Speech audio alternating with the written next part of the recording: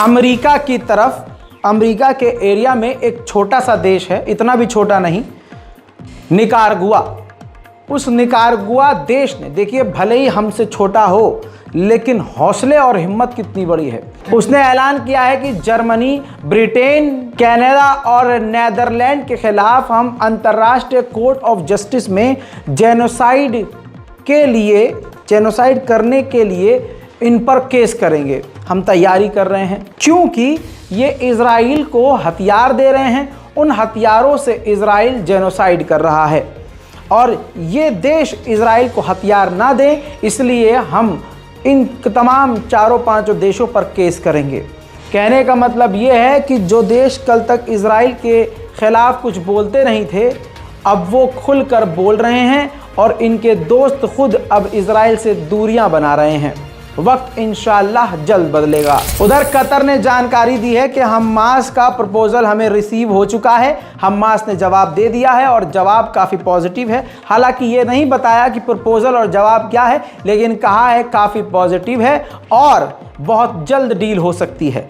Israel की तरफ से भी रिस्पॉन्स पॉजिटिव है, बहुत जल्द ये जंग रुक सकती है, ऐसी संभावनाएं बढ़ रही हैं। उधर मेरे दोस्तों, अमेरिका ने 12 घंटे पहले ही बोल दिया था और बार बार बोल रहा है कि हम इजराइल से जंग रोकने के लिए और सीज फायर के लिए बातचीत शुरू करने वाले हैं। मेरे दोस्तों, वहीं जब ये बात उठी कि अमेरिका जंग रोकेगा तो अमेरिका ने क्लियर किया कि नहीं, हम परमानेंट सीज फायर के लिए बात नहीं कर रहे हैं, हम सिर्फ पॉज के लिए, यानी जंग कुछ वक्त के लिए रुक जाए, इसके लिए हम इजराइल को मनाएंगे। वहीं मेरे दोस्तों, 226 इजराइल के सैनिकों की गाजा में मौत हो चुकी है और ये आंकड़े बढ़ रहे हैं। अनऑफिशियली बताऊं तो ये 300 से ज़्यादा आंकड़े हैं, हालांकि इजराइल इन आंकड़ों को छुपा रहा है। दोस्तों, वहीं एक ग्राफिक्स के जरिए बता और दिखा देता हूं कि 122 दिनों में जो गाजा इजराइल की जंग चल रही है, गाजा का कितना नुकसान हुआ।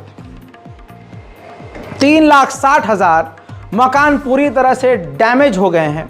27,585 फिलिस्तीनी मारे गए हैं, जिनमें 8,190 महिलाएं हैं, 12,000 कम से कम बच्चे हैं, 66,978 फिलिस्तीनी इंजर्ड हुए हैं।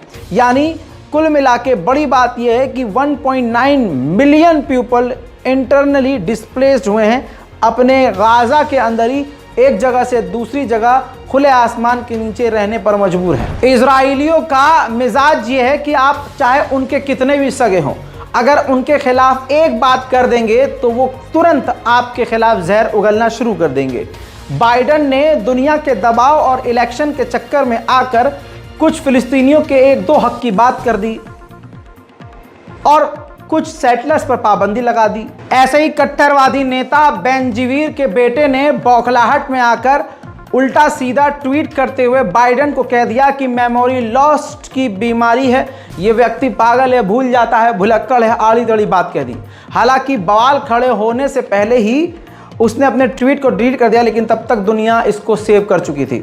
दूसरी तरफ तुरंत बेनजीवीर ने सामने आकर माफ़ी मांगी और कहा कि मेरे बेटे ने बहुत बड़ी गलती करी है, ऐसा उसे नहीं करना चाहिए था, ये उसकी सबसे बड़ी गलती है और इसके लिए मैं माफ़ी चाहता हूँ। मेरे दोस्तों, आपको बता दूँ कि मैं समझाना चाहता हूँ कि ईरान को आप भले ही कुछ मत समझिए, लेकिन ईरान का खौफ खुद अमेरिका को है। मेरे दोस्तों, अमेरिका के एक बड़े अधिकारी अफसर ने बताया पत्रकार से सवाल करने पर कि ईरान का बहशत नाम का एक नेवी समुद्री जहाज लाल सागर में ऑपरेट कर रहा है। ईरान का वो जहाज, भाई उसको मारकर गिरा नहीं रहा, उस पर अटैक क्यों नहीं कर रहा। पत्रकार ने पूछ लिया अमेरिकी अधिकारी से कि आपने इतने बड़े ऑपरेशन किए, आपने ईरान के उस समुद्री जहाज को टारगेट क्यों नहीं किया। तो ईरान के समुद्री जहाज पर बड़ा सख्त सवाल सुनने के बाद ईरान के खिलाफ कोई बात नहीं बोली अमेरिका ने। अमेरिकी अधिकारी ने कहा कि हमें मालूम है, वो नॉर्मल है, वो हमेशा ऑपरेशन करता रहता है और हम नहीं चाहते कि इस तरह का ईरान पर डायरेक्ट हमला करके हम तनाव को बढ़ाएं। सुनिए। There was a ship called the Beshad, I'm sure you've heard of it, in the Red Sea, and Iran issued a warning saying the U.S. should not target this ship.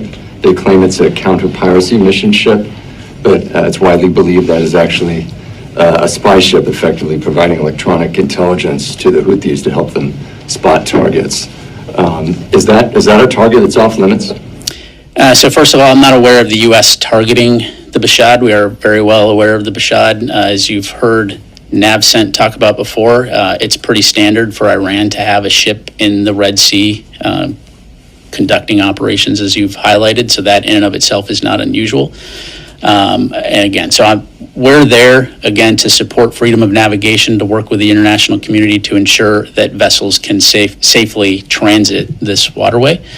We are not there to seek confrontation or war with Iran. But वहीं मेरे दोस्तों, Argentina का राष्ट्रपति देखिए पहुंचा है सीधा Israel और उसने कहा कि हम हमास को आतंकवादी घोषित कर देंगे, इजराइल का हम साथ देंगे और अपनी एम्बेसी को जेरूशलम शिफ्ट करेंगे। इजराइल के दर्द में, मुसीबत में हम उसके साथ खड़े रहेंगे। वहीं मेरे दोस्तों, यूएन ने बड़ी बात कही। यूएन ने कहा कि इजराइल जानबूझकर, सोच समझकर खाना, अनाज पहुंचने नहीं दे रहा है गाजा, जिसकी वजह से बहुत हालात बिगड़ते जा रहे हैं। मेरे दोस्तों, न्यूयॉर्क टाइम्स रिपोर्ट के मुताबिक 136 इजरायली कैदियों में से 36 इजरायली कैदी मारे गए हैं। हमास ने जिसे कैद किया था इजराइल के हमलों में, 136 जो कैदी थे इजराइल, उसमें से 36 मारे गए हैं। और खबर यह भी लिखी है उन्होंने कि 20 के और आशंका है कि हो सकता है 20 और मारे गए हों। मेरे दोस्तों, इजराइल की डेलीगेशन एम्बेसडर को समन किया था। ये तस्वीर देखिए रशिया के व्लादिमीर पुतिन ने। तो रूस में मौजूद इजरायली एम्बेसडर समन देने के बाद, वहां हाजिरी देने के बाद, रूस के सामने क्लैरिफिकेशन देने के बाद रवाना हुए हैं। यानी इजराइल को भी लपेट दिया है रूस ने। उधर मेरे दोस्तों, इजराइल के सैनिक और इजराइल की सेना सोच रही है कि रफ़ा के इलाके में और बॉर्डर पर घुसकर हमला किया जाए, लेकिन कहा यह जा रहा है कि इजराइल के सैनिक पहले उस इलाके को खाली करवाना चाहते हैं। हालांकि मैं इस बात से सहमत नहीं हूं, उनका मकसद ही कत्लेआम करना है तो वो करेंगे। फिलहाल की इस रिपोर्ट में इतना ही। जल्द लौटूंगा और भी बड़ी जानकारी के साथ, तब तक के लिए जय हिंद।